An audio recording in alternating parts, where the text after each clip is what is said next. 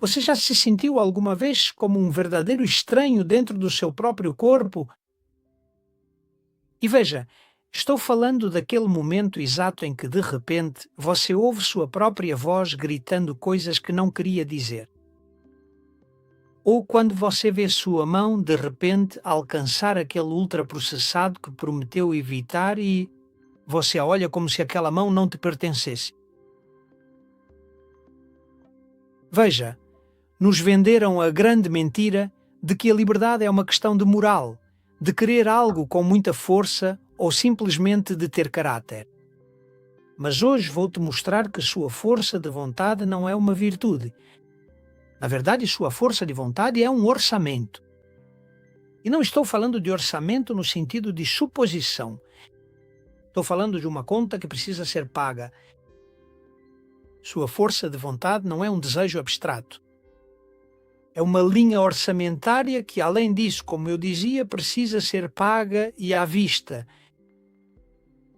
Cada vez que seu cérebro precisa frear um impulso, suas mitocôndrias precisam liberar elétrons. E se não houver dinheiro em caixa, se você não tiver esse excedente de voltagem, o banco biológico corta seu crédito e você se torna um verdadeiro brinquedo dos seus próprios instintos. A liberdade é o luxo daqueles que têm suas contas energéticas em dia. Se sua voltagem não atinge o mínimo, sua liberdade é uma ilusão. Você é simplesmente uma marionete biológica executando programas de sobrevivência por puro esgotamento. Portanto, dou-lhe as boas-vindas ao clímax e também ao final desta série. Veja, não passamos semanas reconstruindo a sua catedral e a minha para que seja apenas um monumento bonito, mas sim para recuperar o trono da sua soberania. E se hoje você está no negativo, não é você quem manda, são as suas carências. Então prepare-se, porque vamos descobrir quanto custa eletricamente voltar a ser o dono da sua própria vida. Mas veja, antes de entrar no fundo deste capítulo final desta série, quero agradecer especialmente por estar aqui comigo, por me ouvir e por me acompanhar. Como você deve ter notado, estive um pouco afastado nessas últimas semanas e é que minha própria catedral passou por um processo de manutenção forçada que quase se transformou em demolição. Em janeiro passado trocaram o meu marca-passo e desde então comecei, obrigado, a lidar com uma febre diária que não tinha explicação. Procurei vários médicos, na verdade fui a 6 médicos em 6 ocasiões diferentes e os 6 me disseram a mesma coisa. Olhe, você está perfeito, veja seus exames, os resultados são impecáveis, mas eu estava me apagando. Minha química, os exames diziam uma coisa, mas minha física, meu voltagem, me dizia outra. E o milagre aconteceu na segunda-feira passada, graças a uma mulher chamada Almudena. Almudena é enfermeira no departamento de cardiologia do centro médico e hospitalar ao qual normalmente recorro. Então fui marcar uma consulta para que um médico ajustasse corretamente o meu marca-passo e, ao me ver chegar, ela não olhou meus papéis. O que ela fez foi olhar para mim. Ela viu minha aparência e entendeu que algo no meu sistema estava entrando em colapso. E em vez de me dar uma consulta para semanas depois, o que ela fez foi dizer: não vou lhe dar uma consulta, sente-se, porque vou falar com o médico para que ele te atenda imediatamente. E Almudena foi o anjo que abriu a porta, que finalmente salvou minha vida. Ela me levou até Dario, o 7º médico dessa longa lista de médicos que me diziam que eu estava perfeito e que fosse para casa. E, no entanto, Dario foi o único que decidiu ouvir o que meu corpo estava gritando em silêncio, em vez de prestar atenção ao que diziam uns exames perfeitos.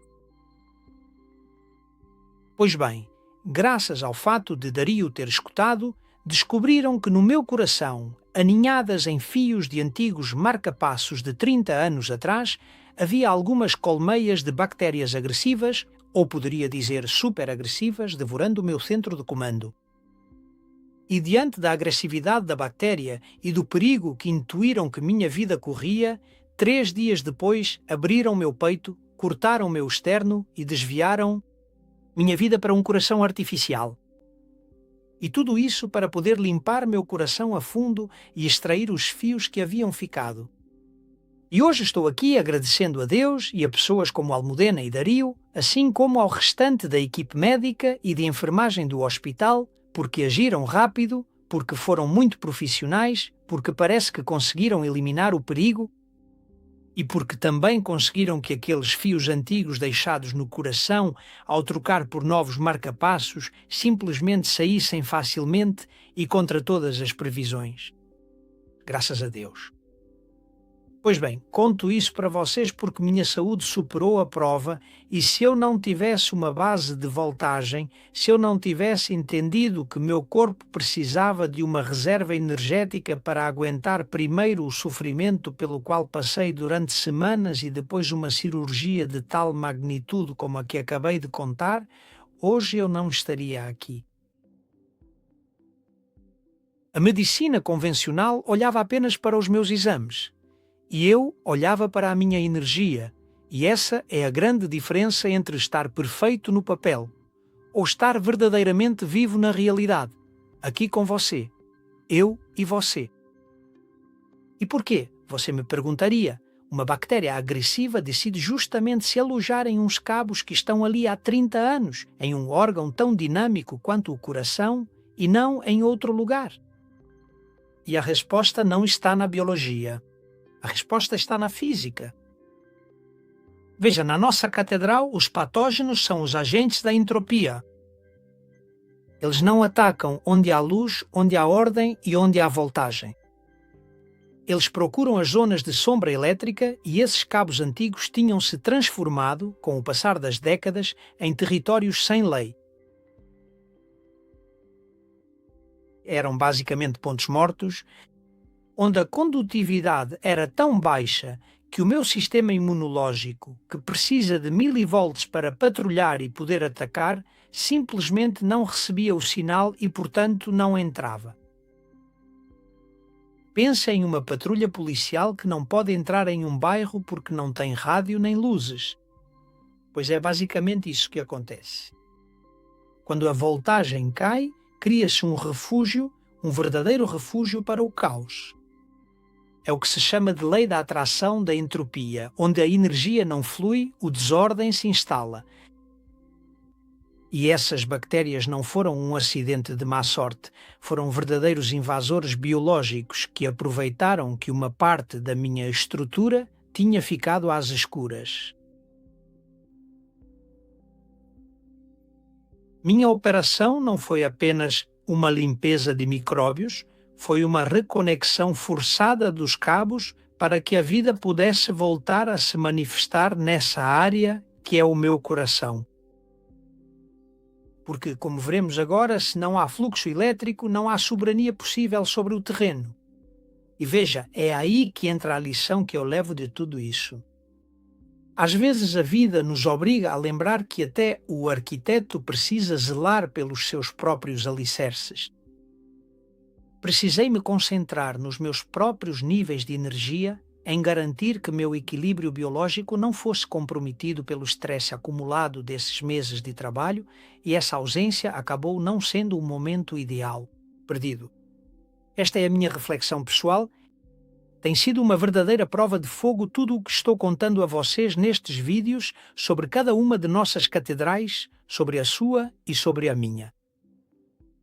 A realidade é que eu usei, ou melhor, quase tive que usar, embora já os estivesse usando antes, cada um dos protocolos que você e eu analisamos aqui. Desde a água estruturada até o silenciamento radical dos campos eletromagnéticos ou até mesmo a autofagia. Tive que voltar a ser o dono do meu próprio voltagem para poder retornar hoje com uma autoridade que só se adquire tendo estado na trincheira e conseguido voltar dela. Minha saúde é meu campo de testes. E o que aprendi nesta pausa é o que vai dar sentido a tudo o que construímos juntos. Para que você entenda o que está em jogo hoje neste final de série, precisamos olhar para trás e ver um pouco a magnitude da obra que construímos. Você não pode compreender este desfecho se não assimilar que seu corpo é um sistema elétrico antes de ser químico. O que aconteceu comigo no coração não foi uma falha na química do meu sangue. Foi uma falha de rede, uma verdadeira falha de rede por condutividade na água que me compõe. E para entender como funciona essa rede de transporte de energia e por que a água que você bebe, obrigado, é uma mentira se não tiver carga. Precisamos fazer uma parada obrigatória e focar na vida e na obra de um homem fascinante sobre quem já falamos em algumas ocasiões. Foi uma pessoa que decidiu desafiar toda a comunidade científica, Gerald Pollack. Como já contei para vocês, ele era professor de bioenergia na Universidade de Washington. Um homem que começou sua carreira estudando algo tão específico como a contração dos músculos. Pollack poderia ter permanecido no conforto da academia tradicional, mas sua curiosidade era grande demais e ele percebeu que os livros didáticos falhavam em algo básico. Não explicavam como a água dentro de uma célula podia se comportar de maneira tão diferente da água que sai de uma torneira.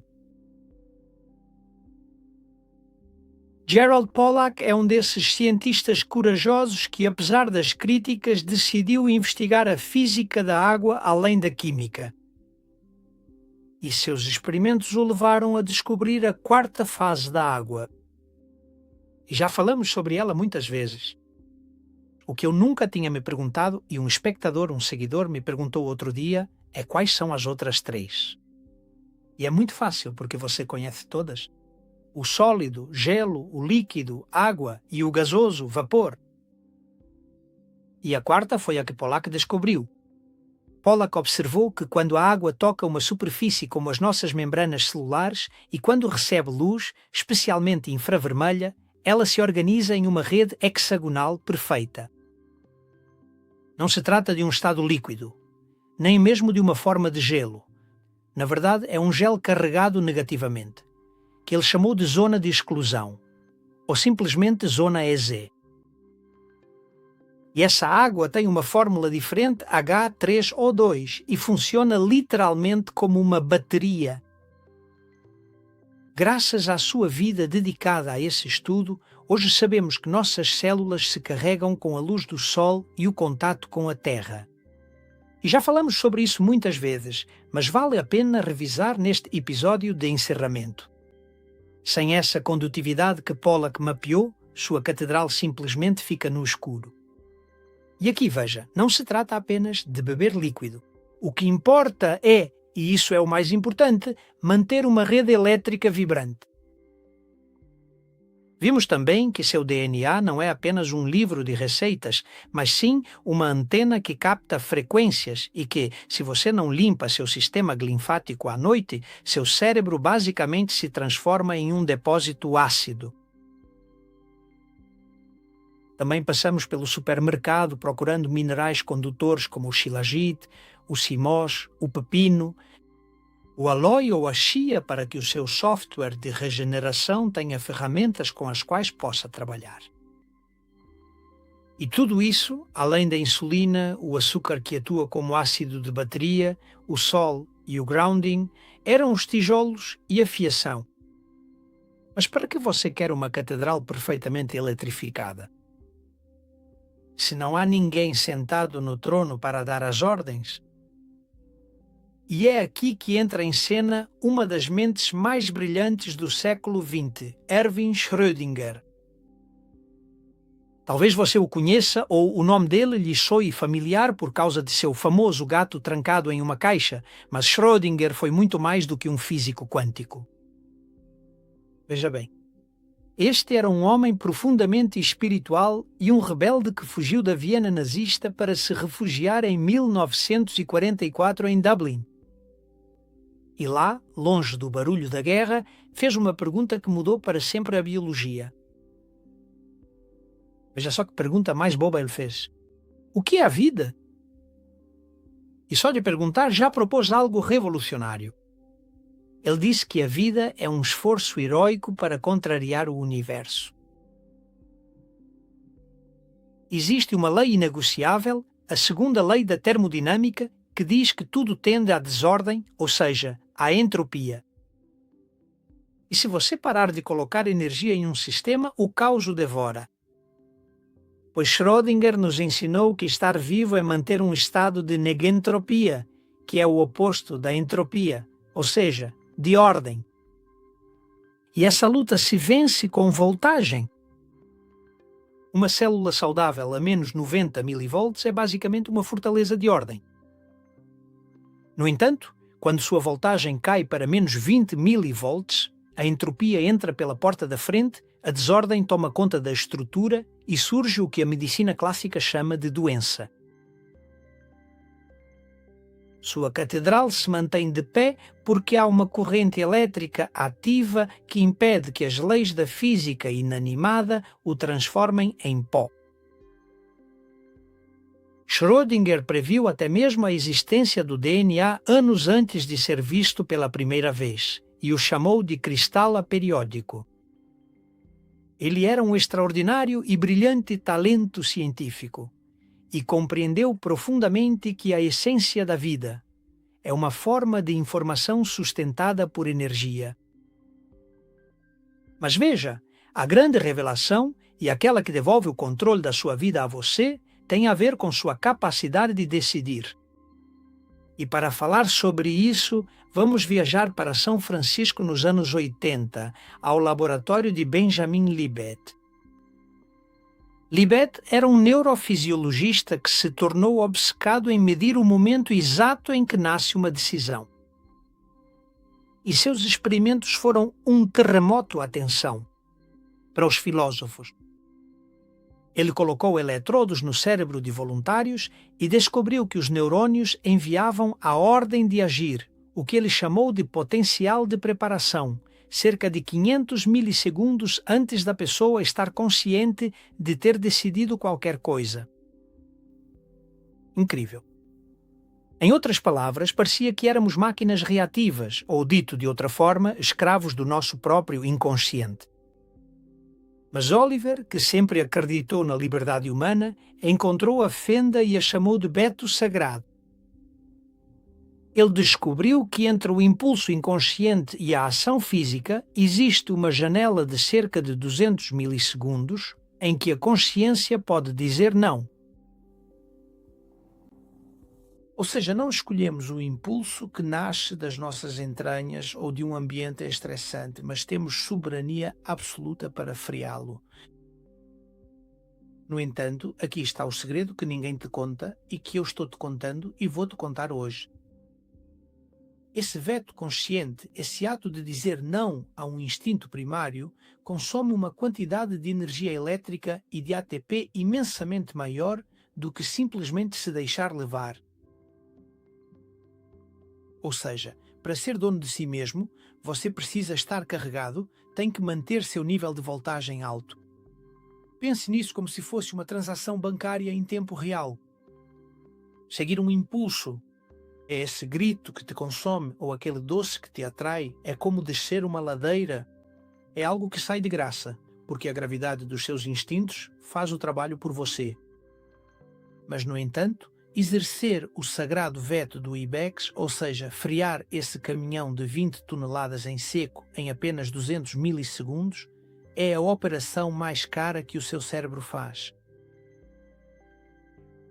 Isso exige um pico de ATP e uma descarga massiva de elétrons. E se a sua conta corrente biológica está no vermelho, o leitor de cartões do seu cérebro simplesmente nega a operação. Dê uma olhada, de repente aparece para você aquela mensagem bem típica e frustrante de fundos insuficientes na conta. E nesse exato instante, a biologia, obrigado, tira de você a carteira de ser humano livre e te rebaixa à categoria de autômato. E não é que você não queira ser livre, é que simplesmente não pode pagar por isso. Libet nos deixou o mapa desses milissegundos de ouro. Se a sua catedral está descarregada e suas mitocôndrias estão inundadas de açúcar e cortisol, seu sistema entra em modo de economia.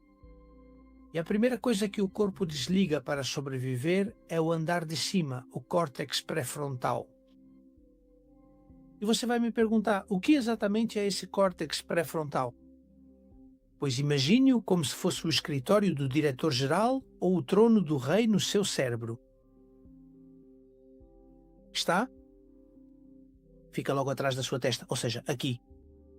E é o que nos torna humanos, verdadeiramente humanos, porque é aí que reside a moralidade, o planejamento e, sobretudo, aquele controle de impulsos de que falava Libet. É basicamente o freio de mão dos seus instintos mais animais. Mas é uma área que consome muitos milivolts. E para que o rei possa tomar decisões lúcidas, basicamente ele precisa de fornecimento elétrico e, além disso, precisa que seja impecável. Algo parecido com entre menos 70 milivolts ou menos 90 milivolts de agilidade mental.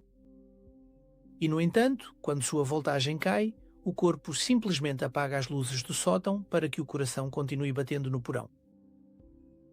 Você se torna irritável, impulsivo e manipulável, e quando cai abaixo de menos 50 milivolts, além disso, perde sua dignidade porque perde a capacidade de dizer não. O rei não é um covarde que foge quando as coisas ficam feias. É que o rei é um gestor responsável e o córtex pré-frontal é o andar de luxo da sua catedral e, como todo sótão de luxo, tem uma manutenção caríssima.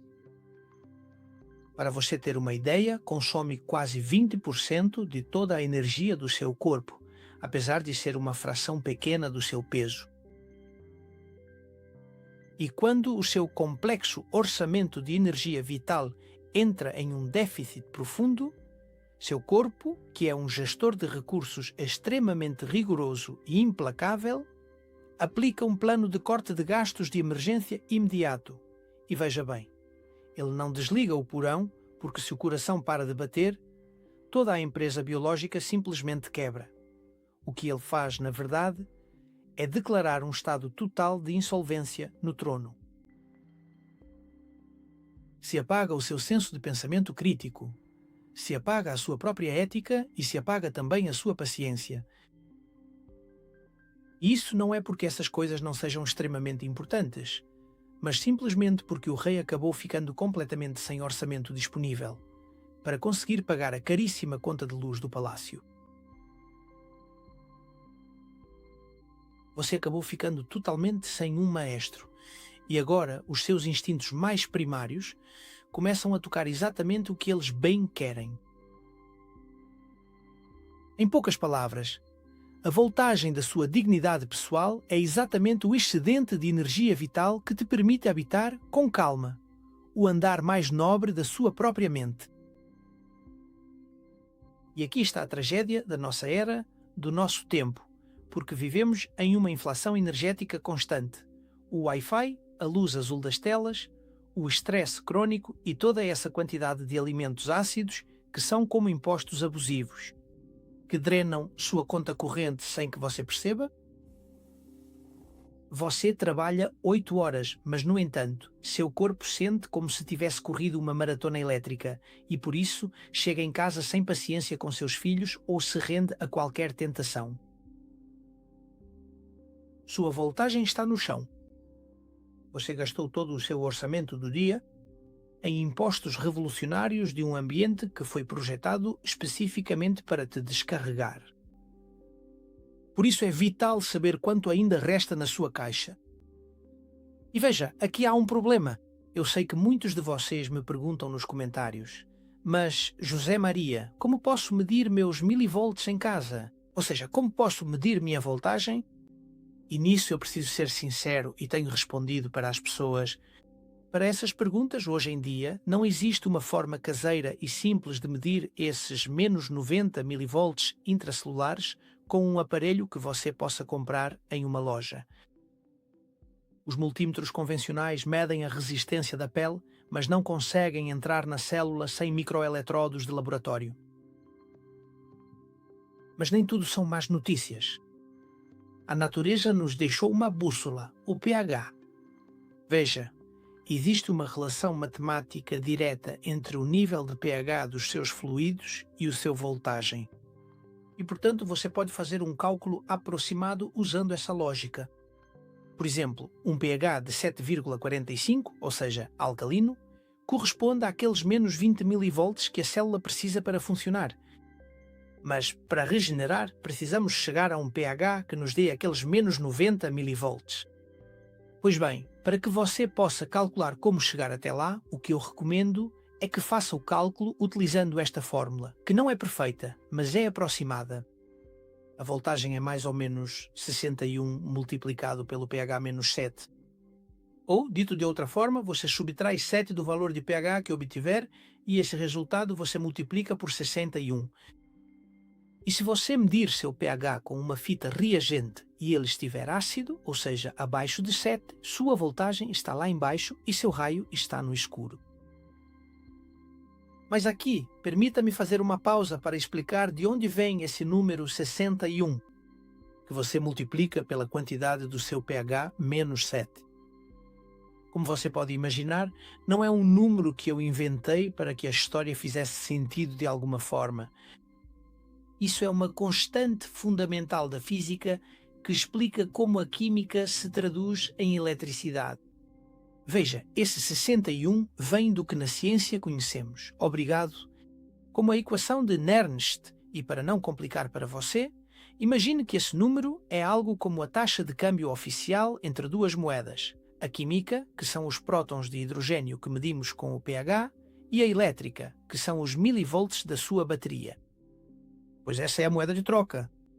E fisicamente, esse 61 é o resultado de combinar três valores que não mudam em um corpo humano saudável, que são a constante dos gases por um lado, a temperatura do seu corpo, em segundo lugar, que normalmente calculamos em cerca de 37 graus Celsius, e, em terceiro lugar, a constante de Faraday, que é a que nos diz quanta carga elétrica tem um mol de elétrons.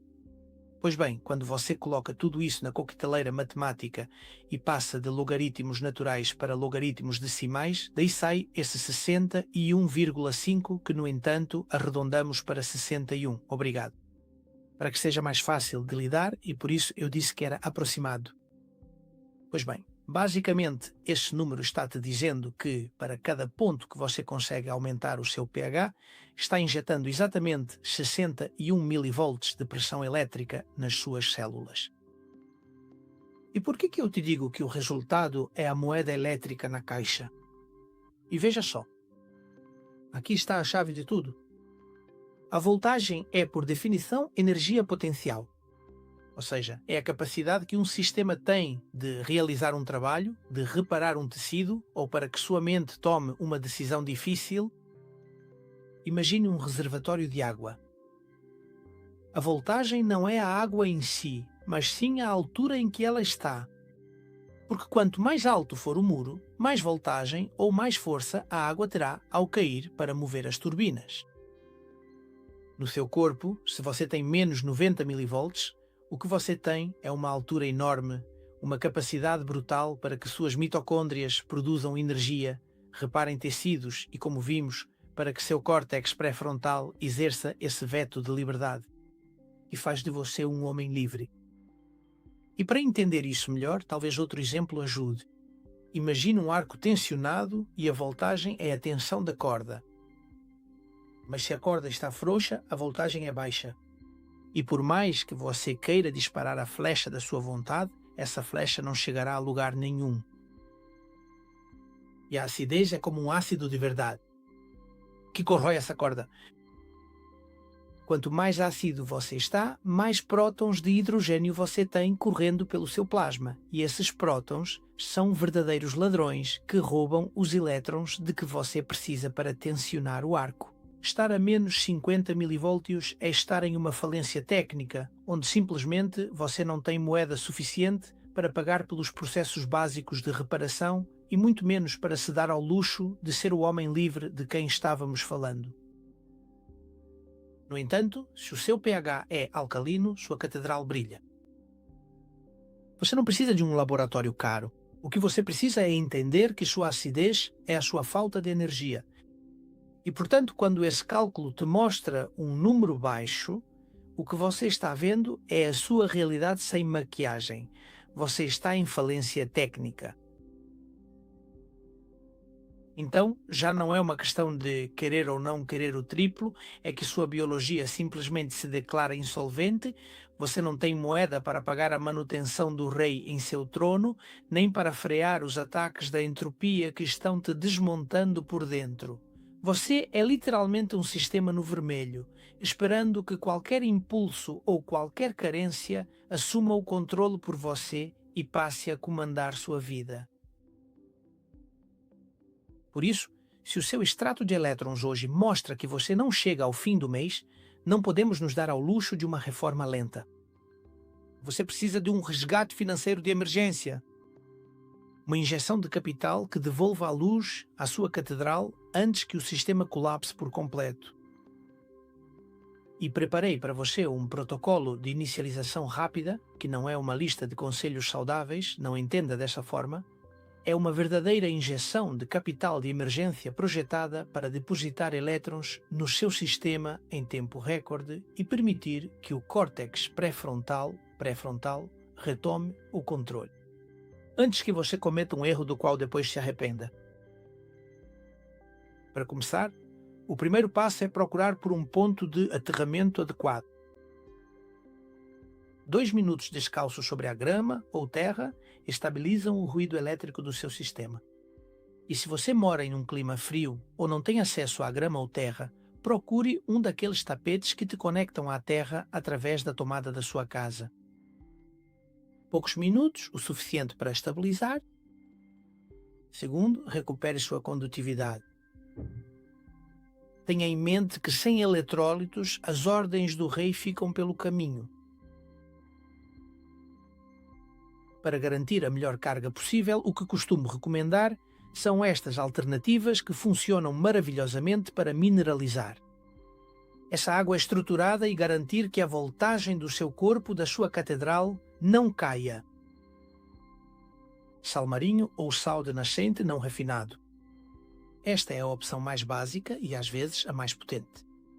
E aqui não estou falando do sal de mesa comum, que, como já mencionamos em outras ocasiões, sabemos que está morto, mas sim de um sal celta, ou sal da Bretanha, ou sal de nascente. Ou um bom sal de salinas locais que não tenha passado por processos químicos.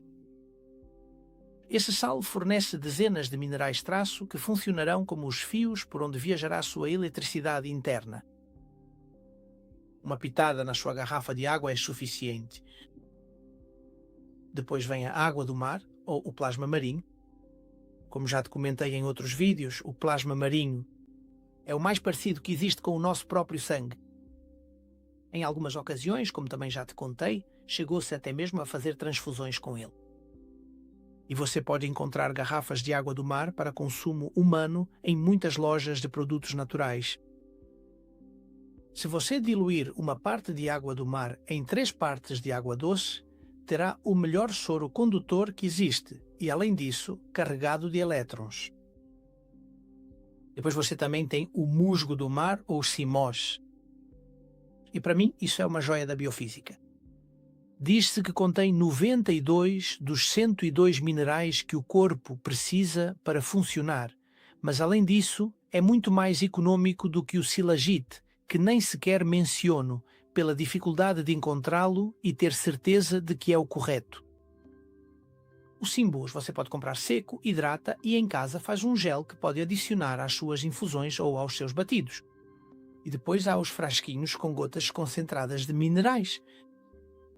Ao adicionar algumas gotas a cada copo, você também garante que a água tenha a densidade mineral necessária para que as ordens do rei, ou seja, do seu córtex pré-frontal, cheguem às células sem ruídos e interferências.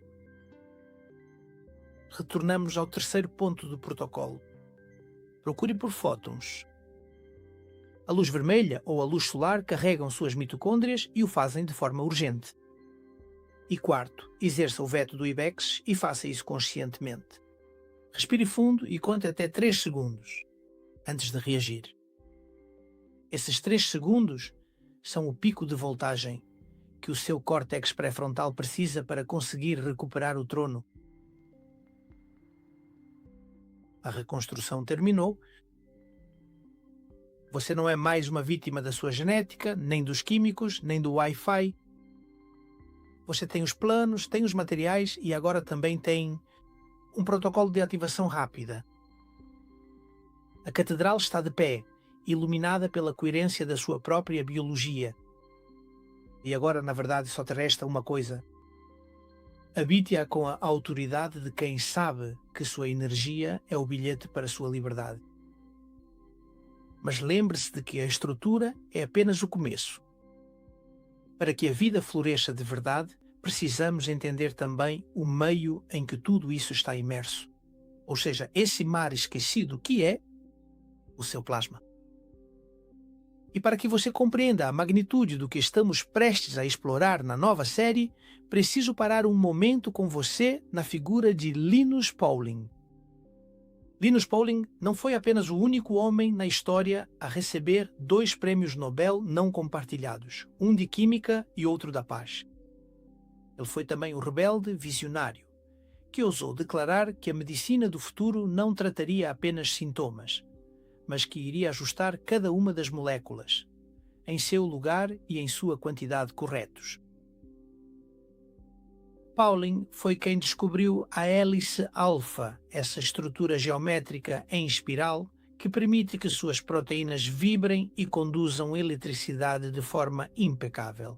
Não via o seu corpo, não como um saco de reações químicas desordenadas, mas sim como uma arquitetura sagrada de cristais líquidos. E ele intuía que a doença não é uma falha das peças, mas sim uma falta de harmonia na geometria do plasma que a envolve. Ele nos ensinou que a sua saúde depende da coerência desse meio interno.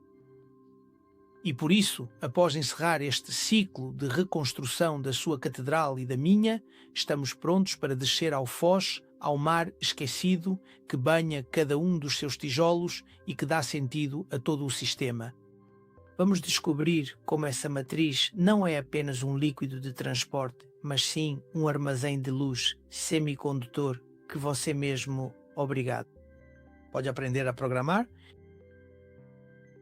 Prepare-se, porque se a catedral é o templo que erguemos, o plasma é o espírito elétrico que a habita e a mantém permanentemente iluminada. Nos vemos, portanto, na nova série, O Plasma, a Essência da Vida. Se você gostou do vídeo e acha que pode ser útil para outras pessoas, você me faria um grande favor se o compartilhasse. Dessa forma, você me ajudará a disseminar o conhecimento. E volto ao que sempre te digo. Em frente. Sempre em frente. E leio seus comentários. Muito obrigado.